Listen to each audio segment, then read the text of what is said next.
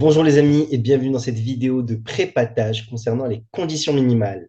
Nous allons faire ensemble une petite série d'exercices, quelques questions, mais avant cela, je vais vous expliquer le principe des conditions minimales, comment ça fonctionne, quelles sont les étapes qu'il faut suivre au fur et à mesure et nous allons compléter ça par un exemple. Avant de commencer, je vous invite à vous abonner à notre chaîne internet, à notre chaîne YouTube, pardon, pour pouvoir avoir les dernières actualités, les dernières infos et surtout nos dernières vidéos d'explication et aller consulter notre page Instagram prépatage-la prépatage mage ou bien sur notre page Facebook ou notre site internet prépatage.com. Allez, sans plus tarder, on va commencer les explications sur le principe des conditions minimales. Je vais vous partager mon écran et on va attaquer ça ensemble. Il est là. Allez, c'est parti. OK. Alors, regardez. Les conditions minimales, c'est un sous-test du Taj-Maj, un petit peu différent de celui de calcul, même s'il s'en inspire fortement et que vous avez beaucoup de questions de calcul à l'intérieur, même s'il y a également des questions de logique ou des questions de raisonnement-argumentation plutôt. Ça ressemble un petit peu, mais dites-vous une chose, c'est qu'en conditions minimales, ce qu'on vous demande, c'est pas de répondre à la question, absolument pas, c'est pas de trouver la réponse, mais de savoir si oui ou non vous êtes en capacité de répondre ou pas. C'est-à-dire que ce qui va se passer, c'est que vous allez avoir un énoncé. Alors, je prends le feuille. Alors, vous allez avoir un énoncé, mais un énoncé qui sera incomplet plus une question. C'est-à-dire que si vous lisez uniquement une question, pardon, si vous lisez uniquement l'énoncé et que vous lisez la question, bah, vous ne serez pas en mesure de répondre à la question. Tout simplement parce que c'est l'objectif. D'accord? C'est l'objectif. L'objectif étant de déterminer si oui ou non vous pouvez répondre ou pas. Mais au début, l'énoncé plus la question, l'énoncé est fait de telle sorte que vous n'ayez pas toutes les cordes entre les mains, toutes les infos entre les mains, justement, pour pouvoir y répondre. Et donc, qu'est-ce qu'on vous donne? On vous donne une première information, info 1, et on vous donne aussi une deuxième information, qu'on peut appeler info 2. OK? Et le tout, en réalité, c'est quoi? C'est pas de répondre à la question, mais c'est de dire si oui ou non vous êtes en capacité de répondre ou pas à la question avec les informations qui vous sont données. C'est-à-dire, est-ce qu'avec la 1, je peux répondre, ou bien avec la 2, je peux répondre, ou bien il me faut les deux ensemble pour pouvoir répondre, ou bien j'en prends chacune séparément et je peux répondre, ou bien aucune des deux ne me permet de répondre. Et vous allez voir, quand vous comprenez le mécanisme, après ça va tout seul. Regardez, on va le faire ensemble. Donc, première chose que vous devez faire, c'est bien évidemment, lire l'énoncé. D'accord? Lire l'énoncé et idéalement, dans un premier temps en tout cas, mettre en équation. Si c'est un exercice de calcul mathématique. OK? Donc, lire l'énoncé, puis mettre en équation. Deuxièmement, c'est effectivement lire la question et là, déterminer si c'est une question ouverte ou fermée. Déterminer si elle est ouverte ou bien fermée. C'est quoi une question ouverte? Une question ouverte, c'est une question, on va dire, d'ordre général. GLE. Et une question fermée, donc ça c'est ouvert, et une question fermée, mais en fait c'est une question où je réponds par oui ou par non. Et pourquoi est-ce que je vous dis ça? Pourquoi est-ce que je vous dis de faire absolument attention si c'est une question ouverte ou si c'est une question fermée? Parce que rappelez-vous, en condition minimale, ce qu'on vous demande de faire, c'est quoi? C'est de déterminer si oui ou non vous êtes en capacité de répondre. Imaginez que demain, vous ayez une question avec un énoncé, pardon, avec une question qui est fermée. Si vous avez un énoncé avec une question qui est fermée, ça veut dire que la réponse peut être soit oui, soit non. Vous êtes d'accord? Si je vous demande, par exemple, est-ce que Paris est en Espagne? La réponse est non. Mais est-ce que vous avez répondu à la question? La réponse est oui. Donc, vous voyez que là, en fait, vous avez répondu à une question fermée. Est-ce que Paris est en Espagne? C'est une question fermée à laquelle on répond par oui ou non. La réponse, étant donné qu'elle est non, mais vous avez pu répondre à la question.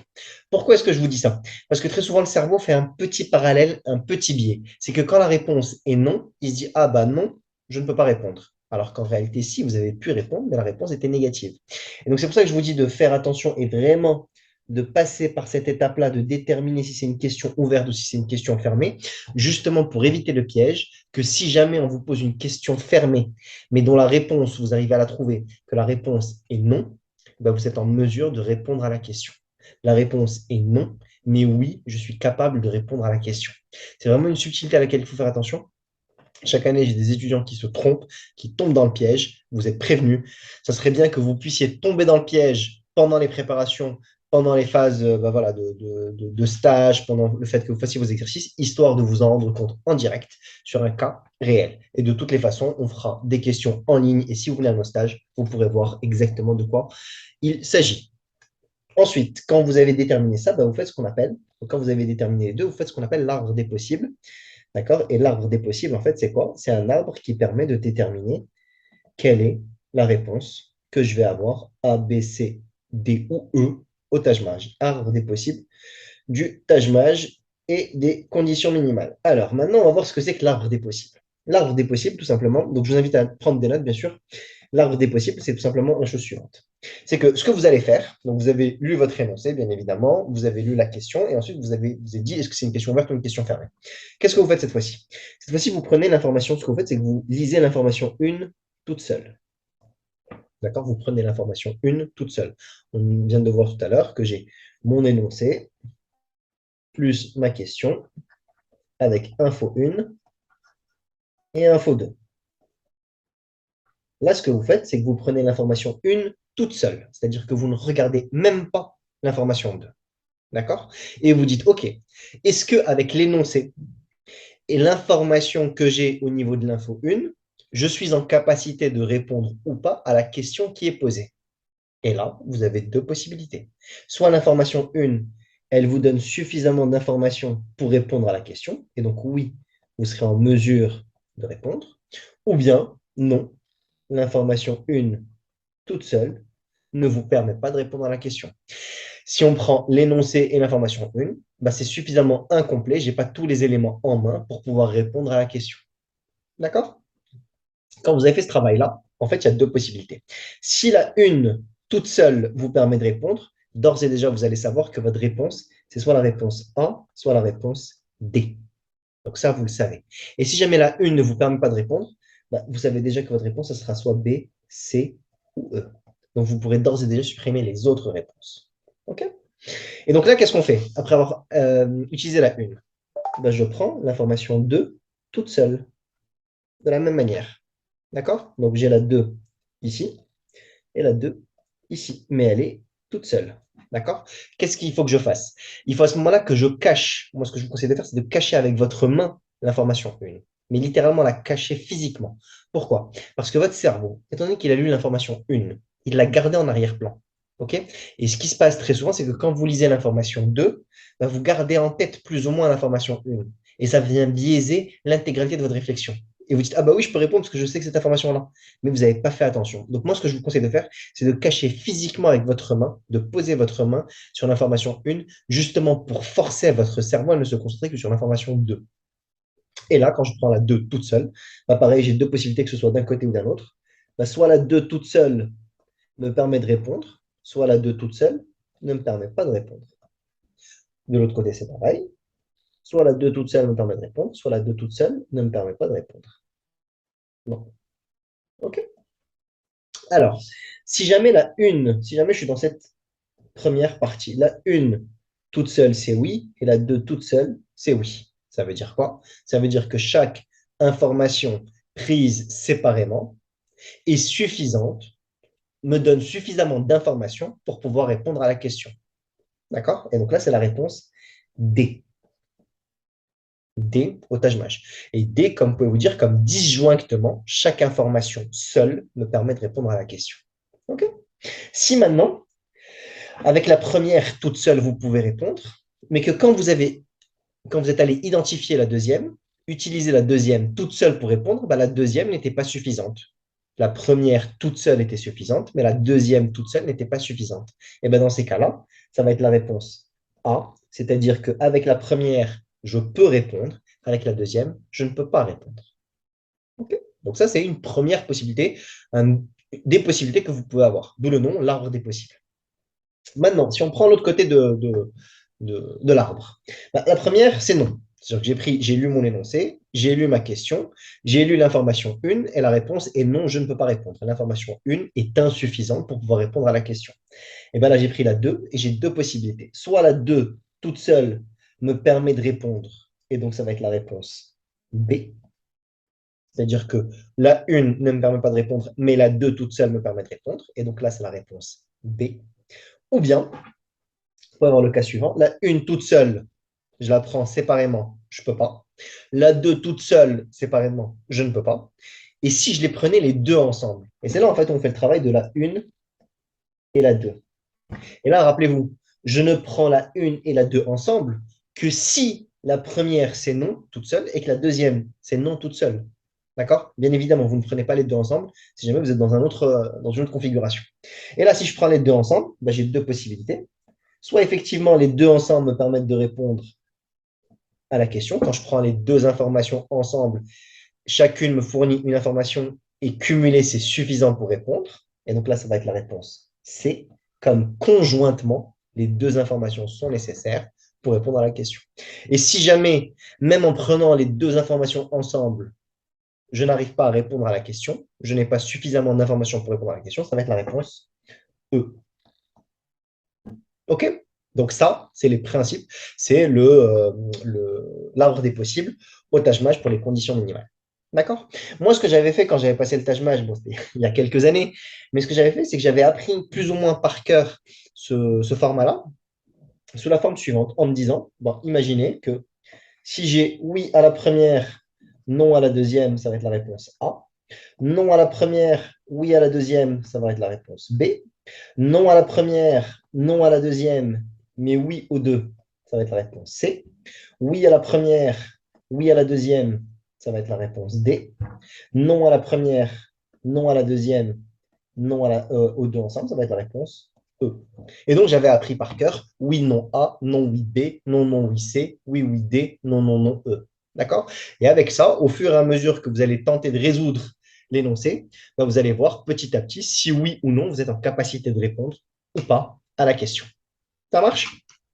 Allez, on va en faire un ensemble rapidement pour pouvoir vous expliquer en conditions réelles que vous puissiez comprendre en réalité comment ça marche. Et ensuite, je vous laisserai attaquer les exos de votre côté. Ça marche? Alors, l'énoncé que je vais avoir. Tac, tac, tac. Alors, qu'est-ce qu'on vous dit?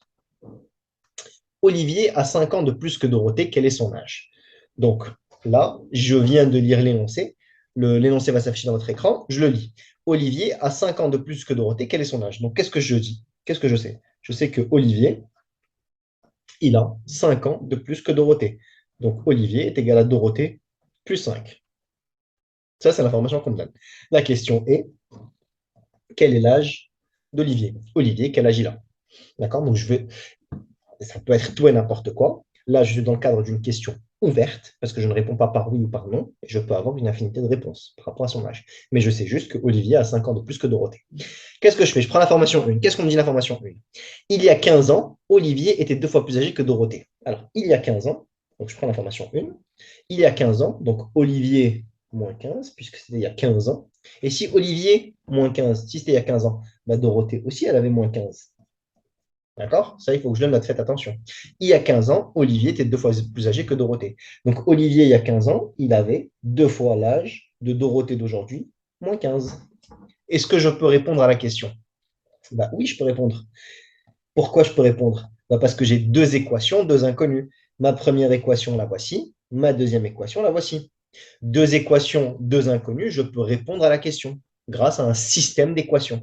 Mais attention, au Taj dans les conditions minimales, on ne vous demande pas de répondre à la question, de trouver son âge, mais tout simplement de dire si oui ou non, je suis en capacité de répondre. Si j'ai deux équations, deux inconnues, oui, je peux répondre. Et si je prends maintenant la deuxième info, là, je suis en oui. Rappelez-vous tout à l'heure l'arbre des possibles. Si j'ai un oui à la première, la réponse est soit la réponse A, soit la réponse D. D'accord? On attaque la deuxième.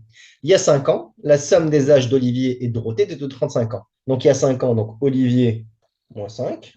La somme de leur âge, donc Olivier moins 5 plus l'âge de Dorothée, donc Dorothée moins 5, était égal à 35. Et bien là, est-ce que je peux répondre? Bah oui, je peux répondre. De la même manière que là, j'ai une équation, une deuxième équation, l'équation de l'énoncé plus l'équation de l'information 2, ce qui me fait donc deux équations, deux inconnues. Donc, je peux répondre à la question grâce au système d'équations. Donc là aussi, la réponse est oui. OK? Et rappelez-vous l'arbre des possibles, si j'ai oui et oui, C'est donc la réponse D. Quand l'information 1 seule me permet de répondre et que la 2 seule me permet de répondre, c'est que c'est la réponse D, comme disjonctement. Chaque information me permet de répondre à la question. Ça marche? Eh bien, écoutez, donc c'est pas le A, mais c'est bien le D. Réponse D, je vous l'ai mis ici.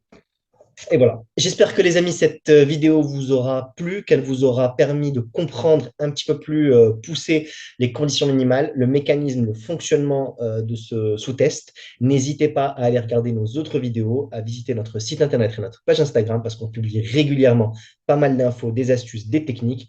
Et puis j'espère que je vous verrai en stage très prochainement ou en tout cas sur un live que j'organise assez régulièrement. Regardez dans notre agenda, il y a pas mal de choses. Allez, je vous dis ciao, à très vite.